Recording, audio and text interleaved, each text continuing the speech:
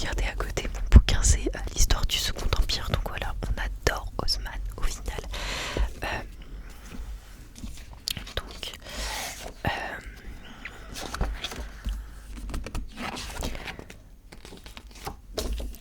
ce gros livre se divise en deux parties. Donc on a les mutations d'une capitale. La seconde partie, je crois que c'est les activités d'une grande ville. Voilà, et il y a plein de sous-chapitres et de sous-sous-chapitres. Donc je pense qu'on va pouvoir lire deux sous-sous-chapitres, un truc comme ça. Pour une vidéo d'environ 20 minutes, j'ai pas envie non plus de vous barber avec ça et de faire une vidéo hyper longue. Je pense que 20 minutes, ça suffit. Mais cependant, il faut trouver quoi lire.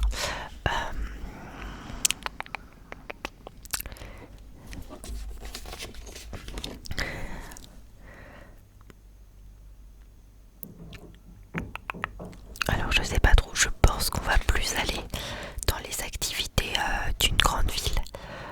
Parce que peut-être que l'immutation d'une capitale sera un peu prise de tête, enfin un petit peu peut-être difficile à comprendre comme ça.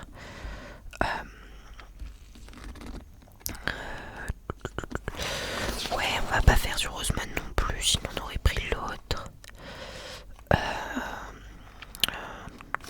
Donc ouais, on va partir sur les activités d'une grande ville. Alors soit on prend, je regarde ce qui peut être intéressant, loisirs et culture d'une grande ville, ce qui peut être intéressant. Soit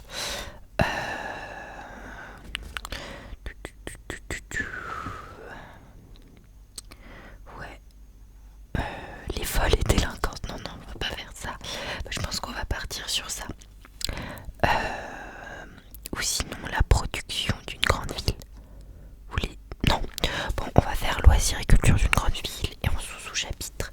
Je pense qu'on va prendre la capitale culturelle. Ça peut être pas mal. La capitale artistique, j'ai déjà lu le chapitre et en vrai il est super long. Du coup je sais pas trop, je pense pas. Donc on va faire la capitale culturelle et peut-être 2 siècles de théâtre parisien. Ça m'a l'air pas mal. On va regarder à quoi ça ressemble.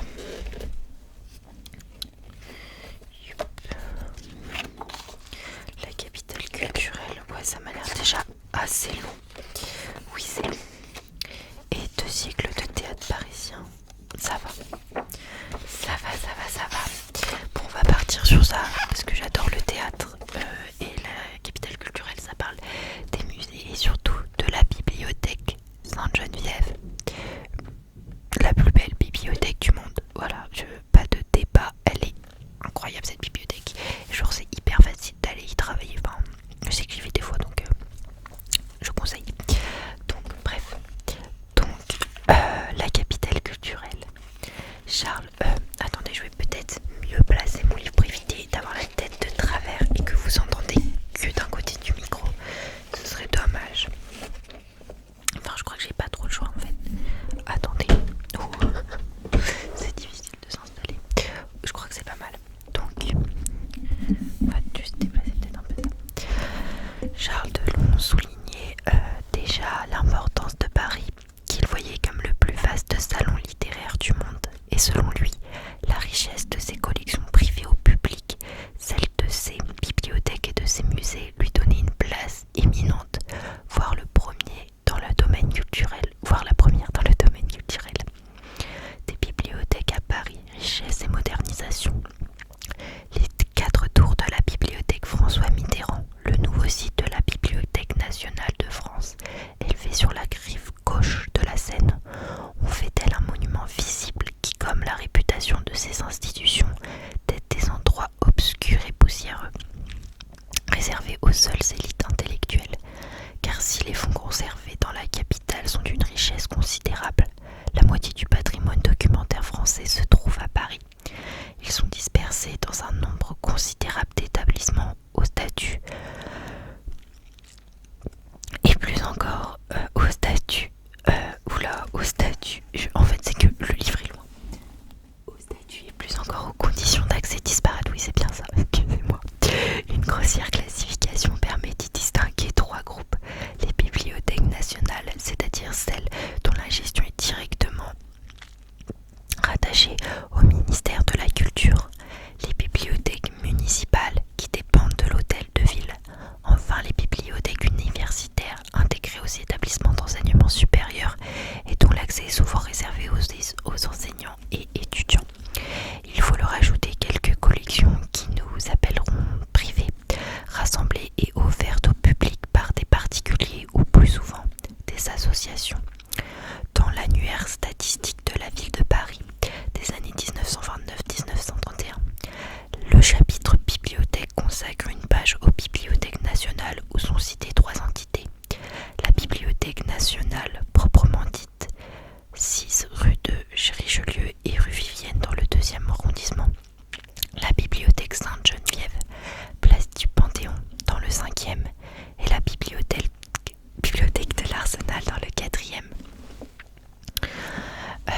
s'y ajoutent 2 pages consacrées aux bibliothèques municipales, précisant qu'elles sont au nombre de 84.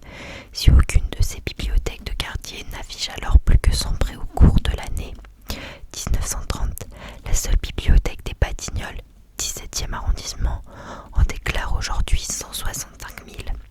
Ce chiffre rend bien compte d'une véritable explosion de la demande publique de lecture, même si beaucoup de ces établissements sont désormais dénommés médiathèques et si l'informatique a déjà changé les conditions d'accès au texte.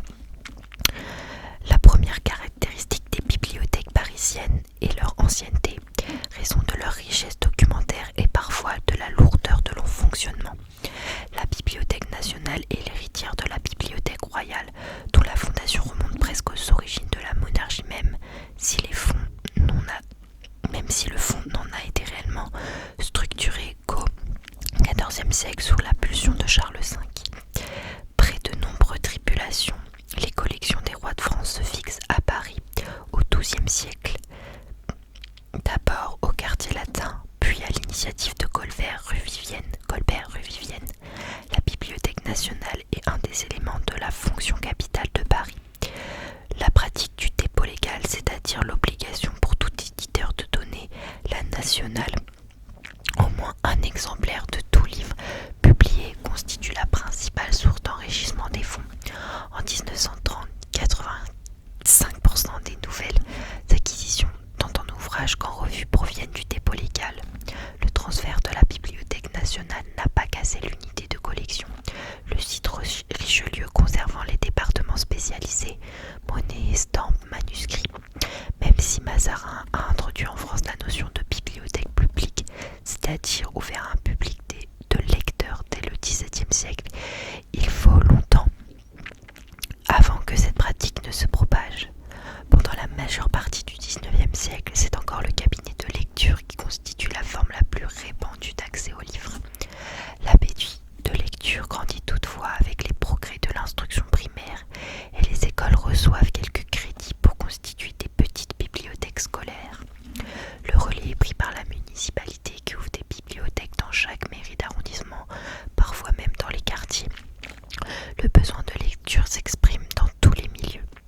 Parallèlement aux efforts de mise en place d'une école mutualiste, se multiplient les initiatives pour la création de bibliothèques populaires dans les villages, mais aussi dans les quartiers parisiens. Ainsi, les Amis de l'instruction du 3e arrondissement créent-ils une bibliothèque de ce type en 1861. Elle existe encore rue de Turenne, témoin des anciens cabinets de lecture comme des bibliothèques pour tous, offrant leurs services jusque dans les hôpitaux et les prisons. Ces initiatives privées répondent au triste état du service public de la lecture. Maxime Ducamp, observateur peu indulgent du Paris des débuts de la Troisième République, consacre des pages assassines aux bibliothèques. S'il célèbre la richesse des collections de la Banque nationale, de la Bibliothèque nationale, il se moque du petit nombre des lecteurs et de la faiblesse des budgets, comme de l'insuffisance du personnel.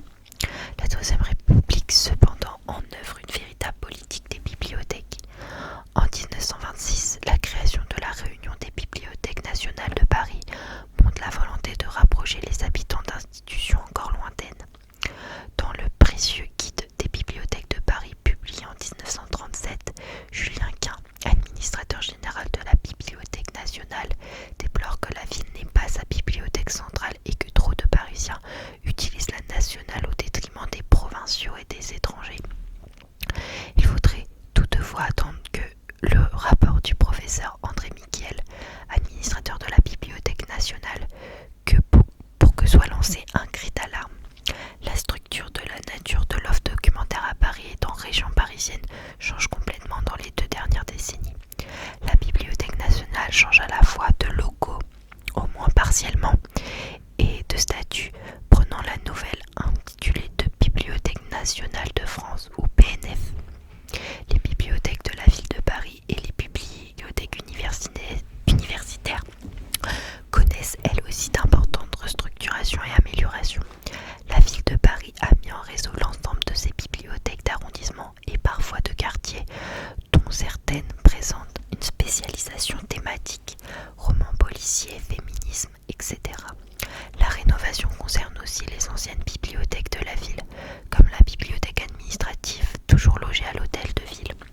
Si l'effort en faveur de la lecture publique est marqué en 1976 par le décret de création de la Bibliothèque publique d'information BPI et son ouverture au sein du centre Pompidou en 1977, beaucoup restait à faire pour les bibliothèques universitaires. Les 17 universités franciliennes et la plupart des grands établissements ont leur propre service central de documentation SCD, nouvelle appellation de la bibliothèque universitaire qu'il a fallu rénover, restaurer, remettre aux normes, informatiser, doter de monographes et périodiques en langue étrangère, etc.